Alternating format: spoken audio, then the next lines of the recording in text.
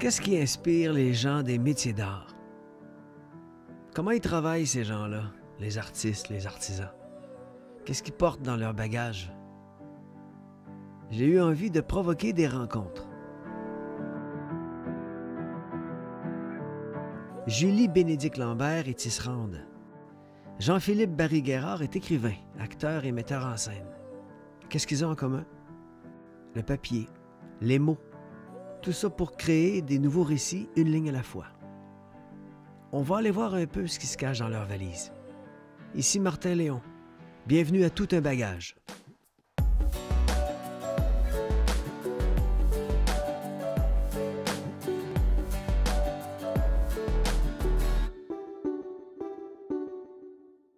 Là, je veux tout de suite, en partant, vous lire quelque chose. La Ville de Montréal, en collaboration avec le Conseil des métiers d'art du Québec, CMAQ, a dévoilé aujourd'hui, au cours d'une cérémonie virtuelle, le nom de la lauréate du prix François Houdet 2020, Julie Bénédicte Lambert. Eh oui. Félicitations! Merci.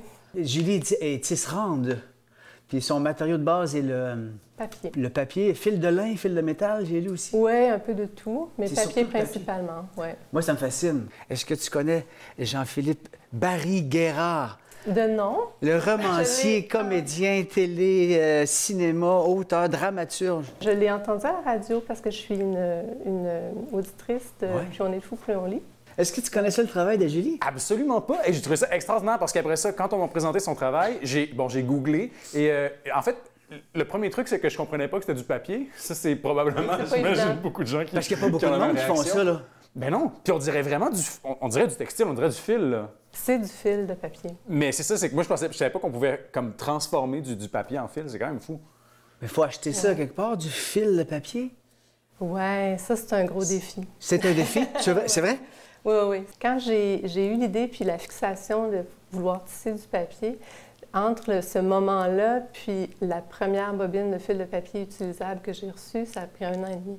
Parce que c'est difficile. C'est comme la recherche était longue, était compliquée, trouver des fournisseurs. Parce que le fil Ça de papier doit. est utilisé beaucoup au niveau industriel.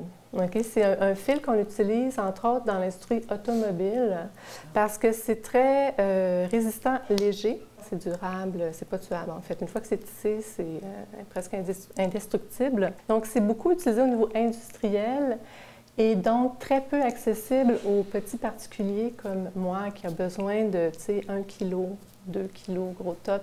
Eux, ils vendent ça en container. Comment est-ce que tu t'es dit, Quand même. c'est ce matériau-là, comment est-ce qu'on finit par sentir cette vocation-là de travailler avec du papier, par exemple, plutôt que, moi, j'aurais pensé du fil de tissu, par exemple, là. Tout vient en fait de la découverte du lien entre le mot texte et textile.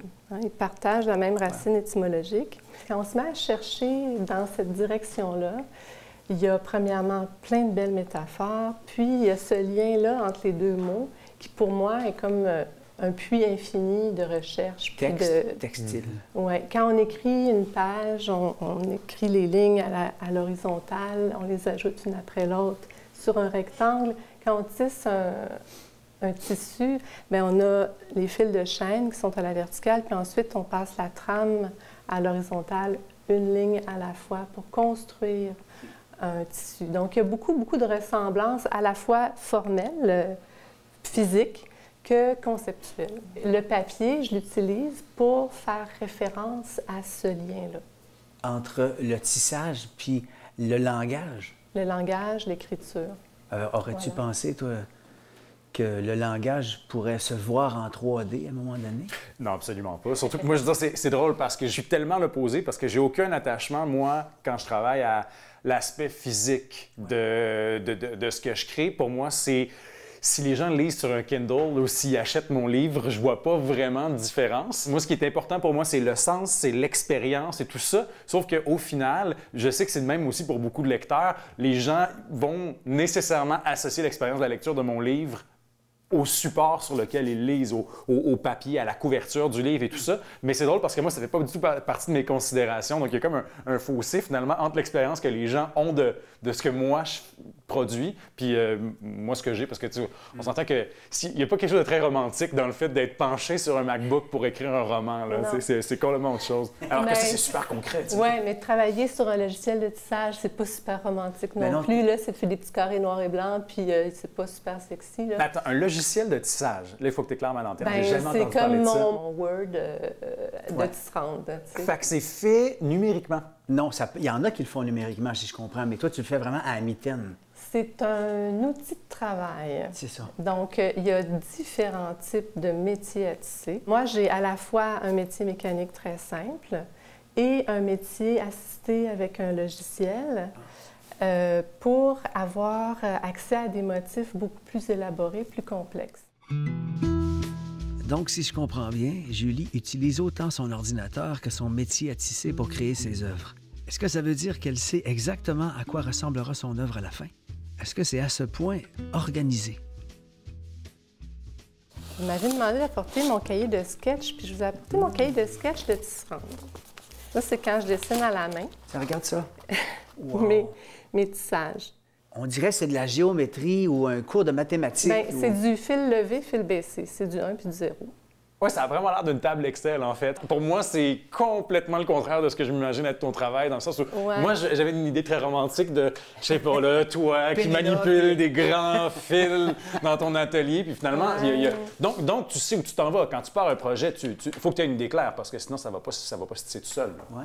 C'est très, très organisé, le tissage. C'est un long processus. Donc, on commence par dessiner notre motif. Ensuite, on suit notre plan dessiné pour le tisser, parce que c'est avec les pieds que ça se passe beaucoup, le choix des motifs. Quand on n'a plus assez de pieds pour faire le motif, parce que plus les métiers deviennent complexes, plus il y a de pédales. C'est comme pied, un on parle de l'unité de mesure, le pied ou le pied, vraiment les foot? Pieds, là, les pieds. On pèse sur d'accord. des pédales avec nos pieds pour faire lever ou descendre Comme les une cadres. harpe. Quand on complexifie notre projet, bien là, à un moment donné, s'il y a une pédale pour un cadre, ça fonctionne quand il y en a 4, quand il y en a 8, quand il y en a 12. Wow. Mais après ça, on n'a plus assez de pieds pour faire le motif. C'est là que l'ordinateur entre en jeu. Puis c'est l'ordinateur, lui, qui va soulever les cadres pour nous. C'est hot. Est-ce que tu fais un plan, toi aussi, comme ça, aussi élaboré que ça, quand tu écris? Hey.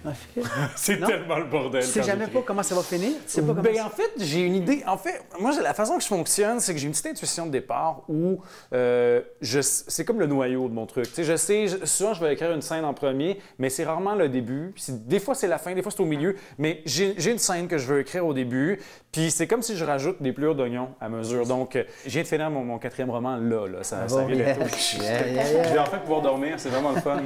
mais je l'ai commencé. Écoute, j'ai écrit... La première scène que j'ai écrite, c'était une scène qui se passe aux 3/4 du livre. Puis mon plaisir, c'est plus de voir, OK, comment je me rends là? OK, il y a ça qui arrive, il y a ça qui arrive, il y a ça qui arrive. Puis finalement, je finis par structurer. J'ai une idée générale de ça va être quoi l'histoire à peu près, mais c'est clairement pas aussi détaillé. Puis ça m'arrive des fois que je suis en train de finir mon livre, je fais « Oh shit, c'est vrai, il m'aurait pris cette scène-là au milieu aussi que je rajoute. » Donc c'est très, très, très chaotique. Moi, ce que je fais, c'est que souvent, je relis beaucoup. Puis là, en relisant, je fais « OK, il manque quelque chose là, je rajoute. » Donc c'est pas du tout structuré. Puis ce qui est drôle, c'est que des fois, même le noyau, le point de départ, bien, finalement, il n'est même plus là à la fin. Si on écrit de la télé, là, c'est complètement le contraire. C'est genre, tu commences avec un synopsis de 3 phrases. Après ça, tu grossis, puis il faut que tout le monde qui est impliqué dans le processus, à toutes les étapes, puisse savoir comment ça finit, comment ça se passe au milieu, comment ça se passe à la fin. Il valide. Mais c'est un exercice le fun aussi. C'est vraiment le fun, ouais. parce que t'es plus... ça te force à synthétiser, puis à avoir une idée, puis à pitcher ton idée, de savoir où tu t'en vas aussi. Alors que toi, Julie, tu sais d'avance comment ça va finir. Bien non, mais pas du tout. Pas du tout non plus. C'est exactement le même processus. C'est vrai? Mais il me faut, moi, mon plan, j'ai pas le choix parce qu'il faut que je mette du fil sur le métier. Mais je m'arrange pour que mon armure soit le plus souple possible. Fait que tu peux te laisser de l'espace de création. Tout peut arriver. L'improvisation. Après, je peux faire, mais c'est ça, je fais plein de plans. Puis après, ça donne jamais ce que je pensais que c'était supposé donner. Puis là, j'essaie autre chose. Puis là, finalement, je prends un autre chemin complètement. Puis, j'ai plein de liberté, en fait. Mais il y a quand même un point de départ où il faut que ça soit planifié. Il faut que tu aies un personnage pour commencer, tu sais. Mais après, le personnage, il peut prendre le chemin qu'il veut. Ça peut être des losanges, mais ça peut être de la toile aussi. La chance, c'est d'être préparé quand l'opportunité arrive. que dit Sénèque, le philosophe. C'est important pour l'artiste de se garder toujours une petite place pour l'imprévu, de rester ouvert à ce qui pourrait émerger pendant le processus créatif. Dans la valise que tu as devant toi, Ouais. as-tu comme un outil précieux au quotidien? Ton outil préféré, tiens? Ou ton objet préféré dans la valise qui est devant toi? Bien, l'outil, il n'est pas dans la valise. C'est la sur trame la qui est là. table. C'est les navettes pour tisser. Une navette. Alors, c'est pas précieux, je dirais. C'est comme un stylo, tu sais. Il y en a qui t'aiment plus que d'autres. Mais c'est indispensable. C'est ça. Il y en a différents types, différentes formes. Une navette, c'est Donc- comme un petit bateau de bois qui passe sur la rive gauche du métier à tisser, de la rive droite du métier à Ouais. tisser à gauche. On met la bobine dedans, on passe le fil.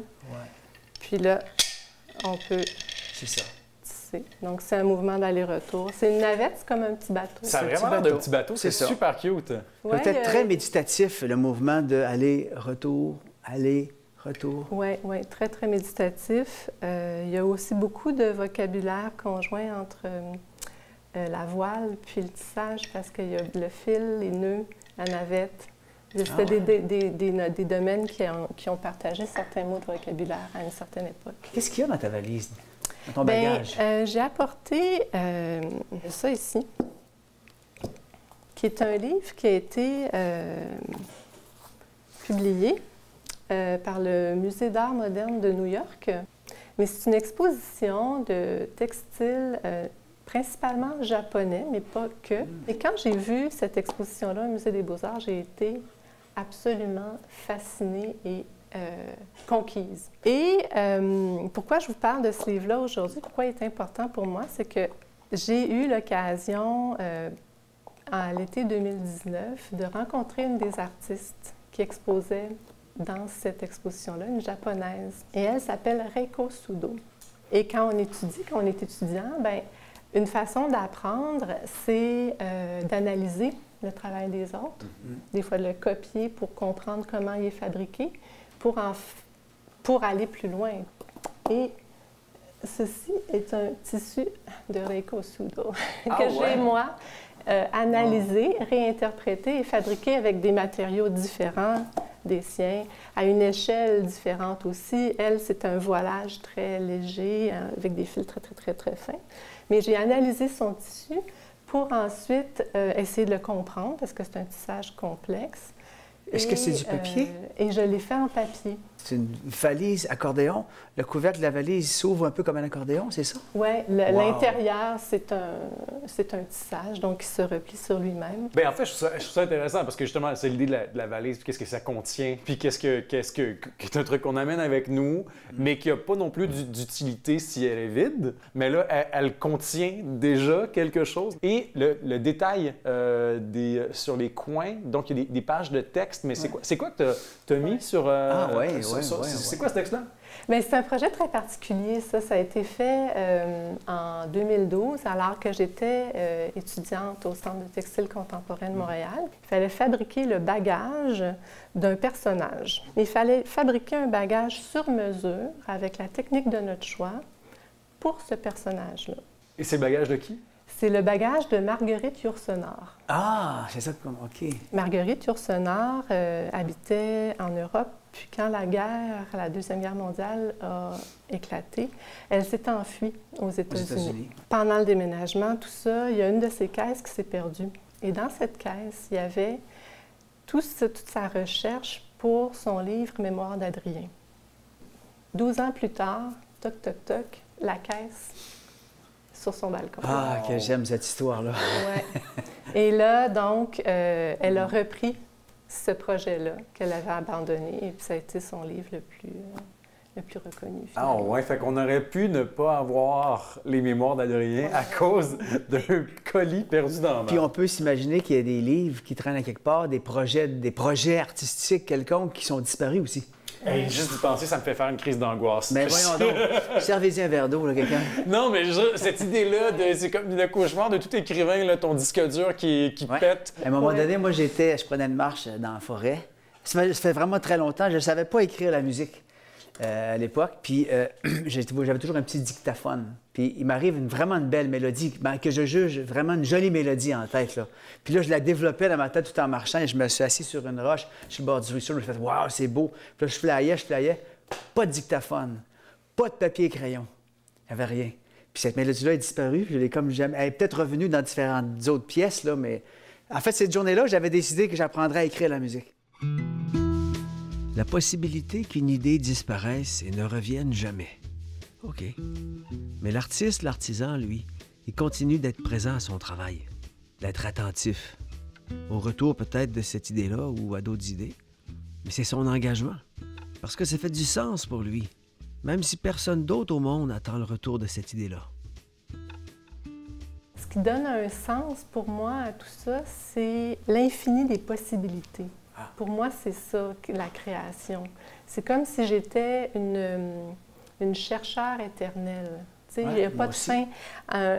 Les mots, il y en aura toujours assez pour faire un nouvel arrangement de mots qui va être juste à toi.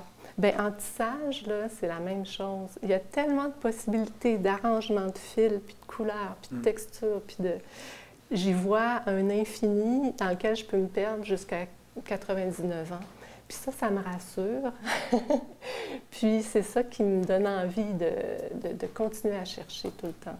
Moi, quand je sors d'un musée ou d'une galerie, je suis remplie. Ouais. Puis là, je suis prête à continuer la journée ou la semaine ou l'année. Puis si moi, je peux apporter ça à quelqu'un qui sort de mon expo, qui fait comme « Ah, wow, hey, ça, là, c'est quelque chose. » Moi, ce que ça m'apporte, c'est que je me dis, ce monde-là ont mis ce temps-là pour créer quelque chose. Je me rappelle, un moment donné, avoir pris une marche avec quelqu'un qui disait « Hey, que j'aimerais ça avoir le temps pour faire ça. » Moi, j'ai dit « Mais tu fais ce que tu veux avec ton temps. C'est ta vie. Si tu veux faire ça 8 heures par jour, tu le fais. Ouais, mais comment je vais vivre? » Non, mais je te dis juste qu'on fait ce qu'on veut avec le temps qu'on a. La différence entre le grand artiste et la personne qui aime l'art, c'était juste la personne qui va se lever un matin et va être comme « OK, c'est aujourd'hui que ça se passe. » Ouais. Fait qu'il y a l'engagement avec soi-même. Ouais. Convaincu. C'est ça que tu veux faire. Tu vis une fois, là. J'ai devant moi une petite citation de Dee Hock. Faites de la place dans un coin de votre esprit et la créativité va immédiatement le remplir. Dee Hock. Je trouve que c'est tellement vrai. Tu as juste aménagé de l'espace, puis tout de suite, la créativité qui est à l'intérieur de tout le monde va apparaître. C'est pas vrai, le monde qui n'a pas de talent. Je crois pas ça. Tout le monde a un talent. Mais ça s'entretient. Mais ça s'entretient. Ça prend de la discipline. De la discipline. Puis la créativité, elle tombe pas du ciel, tu sais. Hein? Je pense que ça prend quand même... puis plus on en fait, plus on a une discipline, plus ça donne un résultat. Mais oui, effectivement, il faut y faire la place pour qu'elle naisse. Faire de la place, pour moi, en fait, ça passe beaucoup par la stimulation aussi, simplement. De regarder le travail de gens qui m'intéressent. Ouais. Aller au musée, pour moi, c'est tellement le fun parce que c'est un art que je comprends pas, l'art visuel, la plupart du temps, ou quand j'aurai la performance, ou tout ce qui est présenté dans les musées. Vu que c'est des médiums qui, pour moi, relèvent de la magie parce que je les maîtrise pas, bien, je suis beaucoup plus impressionnable. Je suis juste ouvert, la gueule à terre. Ouais. Puis pour moi, justement, créer de l'espace pour être créatif, bien, c'était juste d'aller chercher ces influences-là, puis savoir ce qui t'allume. On a des pitons sur lesquels on peut peser ou demander à quelqu'un de peser, puis qui vont nous amener vers l'avant, là, puis nous aider à créer. Jean-Philippe Barry-Guerrard, je vais le dire au complet ton nom, là. Hein? Puis Julie Bénédicte Lambert. Merci du partage. C'était super le fun. Merci, gang. C'était tellement intéressant. Puis bravo pour ton prix, François Houdet. Bravo. Merci. Le temps qu'on passe sur une œuvre est parfois difficile à comptabiliser. Il y a un plaisir à développer une appartenance avec une œuvre. À partir de là, qui détermine à quel moment une œuvre est terminée? L'œuvre ou l'artiste? À bientôt, mes amis.